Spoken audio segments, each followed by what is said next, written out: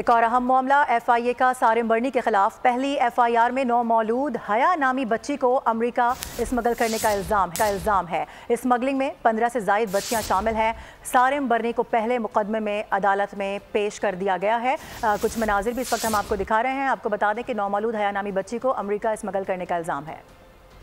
पाकिस्तान से बच्चों की अमेरिका स्मगलिंग। एक साल में 20 नौमौलूद बच्चों समेत 15 से ज़ायद लड़कियों को स्मगल किया गया। सारिम बर्नी ने अमेरिका मुंतकिल किए गए बच्चों का रिकॉर्ड सिफारत खाने से लेकर FIA हुकाम को फराहम किया, जबकि ट्रस्ट की दस्तावेजात में सारिम बर्नी के साथ इनकी अहलिया भी बेनिफिशरी हैं। सिंध हुकूमत से दस्तावेज की तस्दीक के बाद अहलिया आलिया को भी मुकदमे में नामजद किया जा सकता है। सारिम बर्नी ने जो आखिरी बच्ची अमेरिका भेजी वो मुबैयन तौर पर उसके वालिदैन से 10 लाख में खरीदी गई थी। बच्ची के वालिदैन इंतहाई गरीब हैं। उनका बयान रिकॉर्ड किया गया है। FIA हुकाम के मुताबिक गिरफ्तारी के बाद सारिम बर्नी ने अपने इब्तिदाई बयान में गलती को तस्लीम किया है। सब्सक्राइब करें और बेल दबाएं ताकि कोई खबर रह न जाए।